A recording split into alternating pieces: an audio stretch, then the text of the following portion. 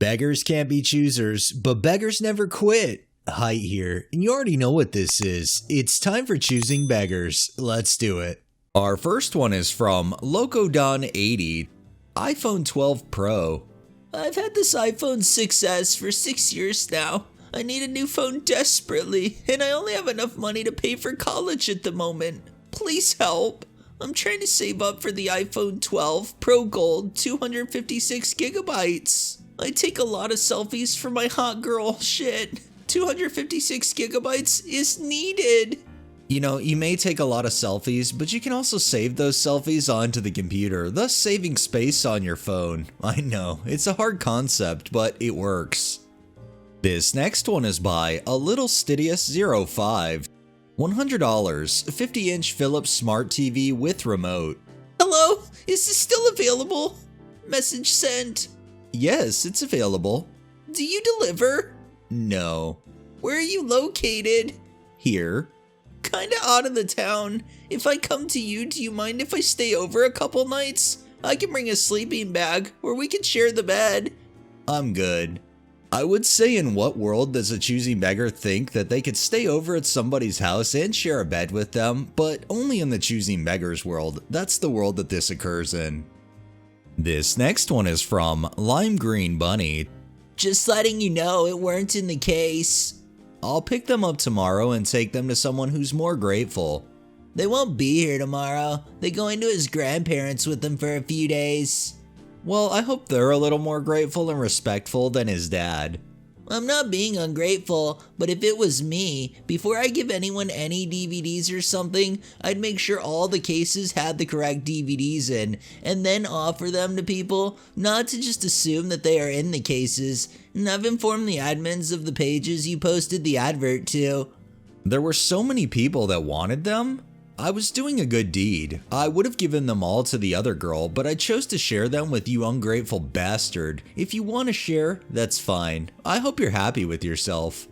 I think what cracks me up is the fact that the beggar is willing to lose it over a single DVD missing, even though they got a bunch of them for free. It just goes to show, even free doesn't satisfy beggars. This next one is by Banana Fields. Hey McDee's, can I get a refund on my order since I wasn't able to eat my food? I was in an accident. The food flew everywhere. We do not understand your request. Sorry. You know, beggar, I hate to be the bearer of bad news, but McDonald's doesn't owe you anything because you failed to secure your food safely with a seatbelt, thus preventing it from going everywhere in the event of an accident. This next one is from Stosphia. Need wall paint or portrait. Need empty wall and rental home painted. Perhaps a 4-foot by 4-foot painting of something beautiful, blank landscape and a sleeping bear. Great job for a high school artist looking to build resume. Final product needs to be very good to excellent. $75. Wait, so let me get this straight. You're only paying $75 for someone to paint a 4x4 area, which is most likely going to take them several hours? Yeah, good luck being able to get a very good to excellent painting as a result of that pay. This next one is by Kodoran12. Be like Terry. He sees a light beer. He drinks free light beer. Terry is happy and grateful. Don't be like Lee from Yelp. She sees a free light beer and complains that there isn't a better selection of free beer. Just be like Terry. Terry is cool. I mean, it couldn't get any more clearer than that. You can't really complain about free beer, and if you want to complain about the free beer, there's a simple option. You don't have to drink it. This next one is from Hopeless Magic. Dearest Anthro Breast Artist, it has come to my grandest attention that you dabble in the craft of furry hentai witchery. It beckons me to partake. Henceforth, I will be requesting a rendering of my original character, fully nude. Triple D breasts abound and free. I lack the detrimental funds to purchase this piece, and therefore, in the dollar stead, I will offer an audience with my gathering of acquaintances in which to display this piece. I do not tolerate slow responses, so unless thou would care to feel the scathing dragon fire of my rage, I expect you to reply immediately, as my time is precious. Also, no gays. Erotica tradesman. My time is of the utmost value. Disclosed as a reference of the object of my desire, the woman of which my mortal heart beats like the thunder of the Pegasus' hooves, the woman whose affection burns within me like the venom of the chimera. Son's pick. I'm logging off this hell site. I don't even know what I just read. It's hard to tell if it's a troll or not because, quite frankly, there are people that would actually do something like this. However, I'm leaning toward it was a troll, but it was fun to read. This next one is by Fellow Human. Is the price negotiable? Sorry, I'm firm on the price. Come on, man. The last one I looked at that was open, I shined a UV light on it, and there were crusty splash marks of organic nature all over the controller and the front of the console.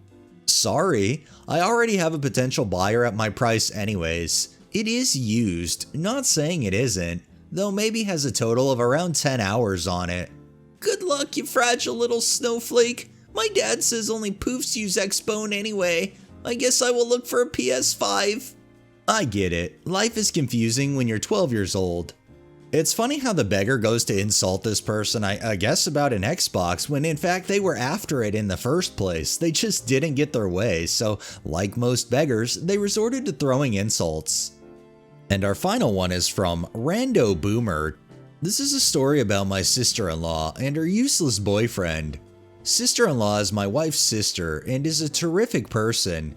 Useless boyfriend is decidedly not. In the Choosing Beggars section, he's the gift that keeps on giving, like chlamydia. In April of 2020, having lost their jobs due to COVID, they moved in with us rent-free until they get back on their feet. We're happy to have sister-in-law. She's been absolutely terrific, pitching in around the house, spending time with the family, and being my wife's best friend. This is decidedly not true of useless boyfriend. He locks himself in their room playing video games all day long. He complains about the food, only recently agreed to chip in for higher speed internet, which he kept demanding we pay for, and otherwise makes it clear of how much an imposition it is for him to live in our home rent-free. Sister-in-law was finally able to get a full-time job last month. Their finances are still a mess, but things are improving, and she said they'd move out in the spring. Honestly, we're all going to miss her. Useless boyfriend? The best I can say is I don't care if the door hits him on the way out or not, just as long as he's on the other side of it. Our oldest son is 23 and moved about 30 minutes away in the fall of 2019 so he could be close to his work. Thankfully, he's remained employed full-time despite COVID. In the fall of 2020, he renewed his lease for 1 year in a nice but small studio apartment. Recently, a fantastic job opportunity arose for our son. He's moving further away, which is sad, but it's a great opportunity and we're happy for him. The largest problem for him is his lease, which has still 10 months to go.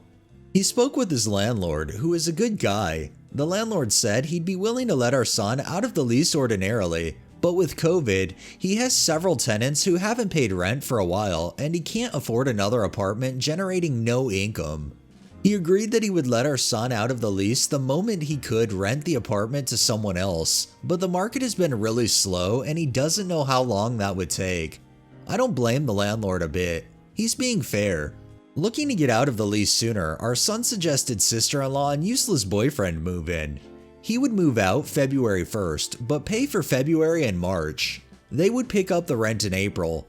This would give them 2 more months to get their finances in order, and he'd only be out 2 months' rent. And as an added bonus, it's closer to sister-in-law's job and would cut 10 minutes off her daily commute. Everybody's happy, right? Everybody except useless boyfriend, that is. Looking at the apartment, he complained it was too small. He complained that he'd have to pay for food and utilities. You know, the things he enjoys for free because my wife and I are paying now. He complained that he'd have to set up his computer in the living room instead of the bedroom. Then he dropped this little nugget. With utilities going to be higher, you should pay all our rent. We're doing you a favor. My son assumed he misheard him and restated his offer. He'd pay for February and March. They'd assume the payments in April. Nope, not good enough. To Useless Boyfriend's way of thinking, our son should pay for rent for the remainder of the lease, 10 months, and let them live there rent-free. Sister-in-law was mortified at Useless Boyfriend for trying to take advantage of our son, her nephew, that way. After months and months of listening to him complain about his suffering while others paid for everything, she finally had enough. Useless Boyfriend, I like this place, so I'm moving in, but you're not. When we get home, you're packing your stuff and I'm driving you to your mother's. No more free rides. We're done. Our son called with the happy news, on multiple fronts, while they drove home. Instead of 30 minutes, they took an hour to get home and we were a little concerned. We called and she confirmed everything was okay. So we assembled the moving boxes for him so he could start packing right away. Why postpone the party? He walked in the door to find everything he needed to pack up. Apparently, on their ride back, Useless Boyfriend was whining and complaining about their breakup. They stopped to talk for a bit, at which point he said something, sister-in-law won't say what, that creeped her out, and she asked me to drive him to his mother's, which I was more than pleased to do. We drove about an hour to his mother's place without speaking. I helped him carry his stuff to the porch. Out of politeness, I extended him a hand and wished him luck. He stared at me and didn't say a word. There was no, "Thanks for letting me live with you for free for almost a year," or "Tell sister-in-law I'm sorry." He just stared like the petulant child he is. Sister-in-law is doing really well. We're going to miss her moving away, and especially our son moving quite a distance away. But Useless Boyfriend? We'll miss him about as much as we will miss last week's recycling. At least the recycling can be turned into something useful. You would think that if other people are paying all of your bills and you don't have to pay anything, you would be a little grateful for the fact that, oh, I don't know, maybe somebody's parting with their hard-earned money to pay your bills that you should be paying. But in cases like this kind of person is a user through and through, and they will use everybody they can until they can't use people anymore. And then who knows? Alright. That's enough beggars for the day. Well, that wraps up this episode of Choosing Beggars. If you liked the video, please drop a like, share my content on all of your social media, subscribe if you haven't already, and make sure to hit that bell. It helps my channel grow. And drop a comment down below. Thanks for watching. Thanks to my patrons. Have a great day and stay safe out there.